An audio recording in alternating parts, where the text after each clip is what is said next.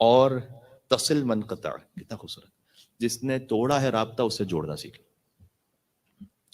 خاص طور پر یہ بات ہے بلڈ ریلیشنز میں، بعد میں آتا ہے اور دوستوں میں، احباب میں، لیکن سب سے پہلے بلڈ ریلیشنز میں صلہ رحمی کا جو اصل تعلق ہے. مثلا داؤد رقی ہیں، اب ہمارے کتنے ہی ایسے لوگ ہیں مطلب اچھے نمازی ہیں، مومن ہیں، متقی ہیں، پرہیزگار ہیں، لیکن مسئلہ یہ ہوتا ہے کہ بھائی بھائی سے تعلق ٹوٹا ہوا ہے یا کزن سے تعلق ٹوٹا ہوا ہے. بعض مرتبہ بعض ایسے بھی معاملات آتے ہیں کہ ماں باپ بچوں سے بات نہیں کرنا چاہ رہے ہوتے، بچوں کا ماں باپ سے تعلق ٹوٹا ہوا ہوتا ہے. تو تصل امن قطع، جس نے دوڑا ہے کوشش کرو کہ اگر اس سے جوڑ سکتے ہو تو جوڑ لو.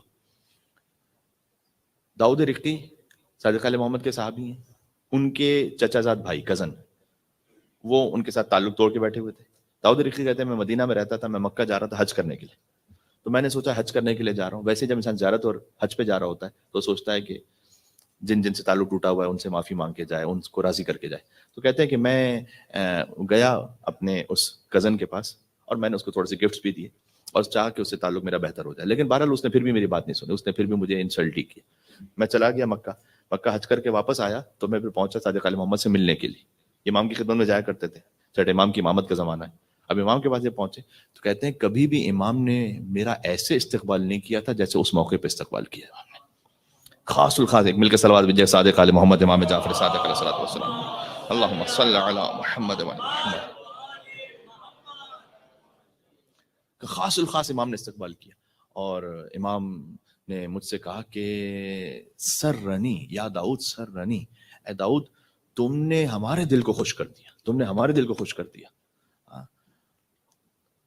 صلتک ابن العم، جو تم نے اپنے چچا کے بیٹے کے ساتھ صلہ رحمی کی ہے نا تو ہمارے دل کو خوش کیا. تو کہتے ہیں میں نے امام سے کہا کہ مولا میں تو اس کے پاس گیا تھا لیکن اس نے میرا کوئی خاص احترام نہیں رکھا.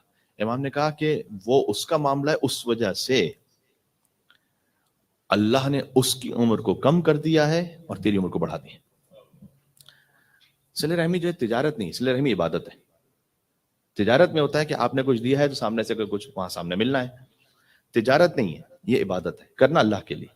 حتیٰ میں آپ سے کہوں یہ تفصیل سے ایک سینسٹیو ایشو ہے لیکن میں اس پہ اشارہ ضرور کروں گا.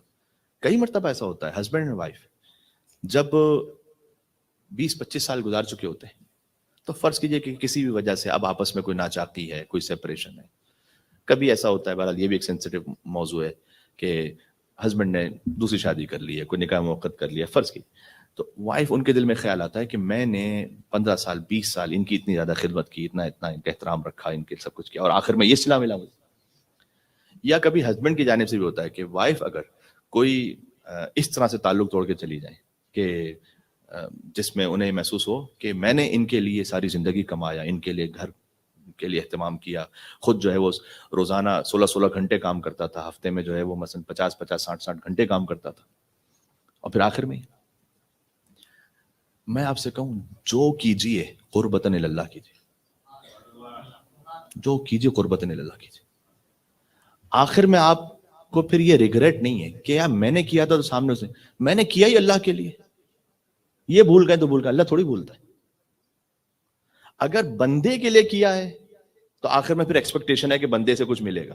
حتیٰ ماں باپ کا اور اولاد کا جو رشتہ ہے، یقیناً اولاد کی ذمہ داری ہے، یقیناً ان پر فرض ہے ماں باپ کا احترام، ماں باپ کے لیے آخر میں ان کے لیے سہارا بننا، یقیناً ان پر فرض ہے. لیکن فرض یہ کہ کوئی اولاد نہیں بنتی تو ماں باپ کے دل میں جو پہلا خیال آتا وہ آتا ہے کہ یار ہم نے پالا تھا کہ بڑھاپے میں ہمارا سہارا بن سکے اور اب یہی کر رہا ہے. میں آپ سے کہوں گا نا، آپ پالیں اس خاطر نہیں کہ میرا سہارا بنے، آپ پالیں اس خاطر کہ مجھے اللہ نے حکم دیا. سہارا بن گیا تو اس نے اس کی ذمہ داری پوری کی، نہیں بنا میں نے اپنا کام پورا کیا. بات ہے یعنی ہر رشتہ کاش قربتاً اللہ بن جائے ہمارا. شوہر زوجہ کا رشتہ، اولاد والدین کا رشتہ، بھائی بھائی کا رشتہ قربتاً اللہ بنے.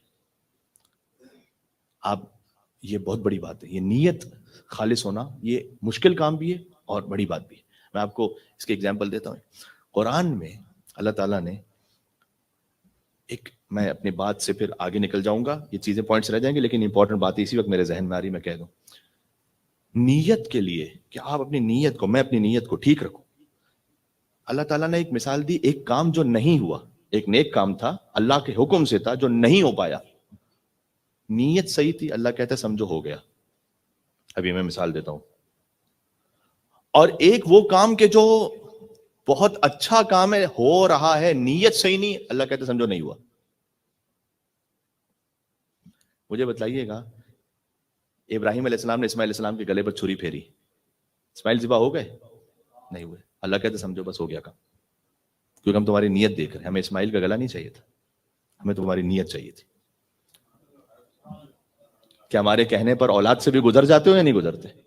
تم گزر گئے بس. لقد صدقت رویا. اے ابراہیم, آپ نے جو پیشانی کے بل لٹا کر اسماعیل کے گلے پر چھری پھیری وہ نہیں ہوئے ذبح, لیکن ہم کہہ رہے ہیں کہ آپ نے اپنے خواب کو سچ کر دکھایا, ہو گیا ختم. آپ غور فرمائیں, یہ کام جو نہیں ہوا اللہ کہتے ہو گیا, جو نیت خالص ہے, پیور ہے. ابراہیم علیہ السلام کا ہارٹ پیور ہے, اسماعیل علیہ السلام کی نیت خالص ہے.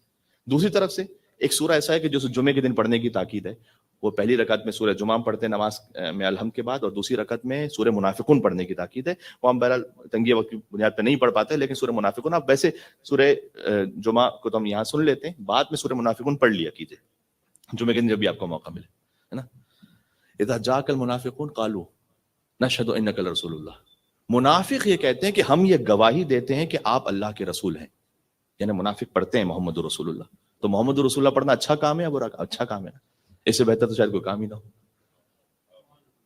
واللہ یعلم واللہ یشہد انک رسول اللہ. اللہ یہ جانتا ہے کہ آپ اس کے رسول ہیں. واللہ یشہد ان المنافقین لکاذبون. لیکن اللہ گواہی دیتا ہے کہ منافق جھوٹ بول رہے ہیں. وہ جو بول رہے ہیں وہ ہے نہیں. ایک کام جو ہو رہا ہے لیکن دل میں نیت نہیں, اللہ کہہ رہا ہے نہیں ہو رہا. بات واضح ہو رہی؟ ایک کام جو نہیں ہو رہا, دل میں نیت ہے, اللہ کہہ رہا ہو رہا ہے. اللہ سبحانہ وتعالیٰ نے ایک مقام پر قرآن میں کہا ہوا ہے کہ ان قریب تمہاری کوششیں, ان قریب جو تمہاری ایفرٹس اور کوشش ہے نا, تم ان کو دیکھو گے قیامت میں. سوف یرا, ان قریب دیکھو گے تم اپنی ایفرٹس کو, کوششوں کو. مجھے ایک بات بتائیے گا, دنیا کا کون سا نظام ایسا ہے کہ جو ایفرٹس کو دیکھتا ہو خالی؟ اللہ تعالیٰ یہ نہیں دیکھتا. کہتے ہیں میں پروردگار میں نے کوشش بہت کی تھی کہ اس سے میرا تعلق صلہ رحم کر لوں, اب نہیں جوڑ سکا. اللہ کہتا ہے بس یہ کوشش قبول ہے. اللہ نتیجے پہ اجر نہیں دیتا, اللہ کوشش پہ اجر دیتا. یہ اللہ میں اور بندے میں فرق ہے. اس لیے کہ بندہ کسی کوشش کو جج کر ہی نہیں سکتا, ایویلیویشن کا کوئی طریقہ ہی نہیں, اس کے پاس علم ہی نہیں.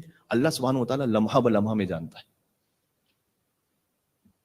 کسی نے آپ سے کہا, مجھے آپ کو لگا, کسی نے کہا بھی نہیں, آپ کو لگا کہ اس کو پانی چاہیے, وہ پانی لے کر آ گیا. جب پانی لے کر جب تک آپ آئے تو آپ نے دیکھا یا کوئی اور پانی دے چکا تھا؟ یہ جو آپ پانی لے کر آئے تھے, پانی پلانے کا ثواب مل گیا, کوشش کا ثواب ہو گیا. بات واضح؟ اللہ سبحانہ وتعالیٰ کے نظام کی یہ بیوٹی ہے, اور کہیں نہیں ہے.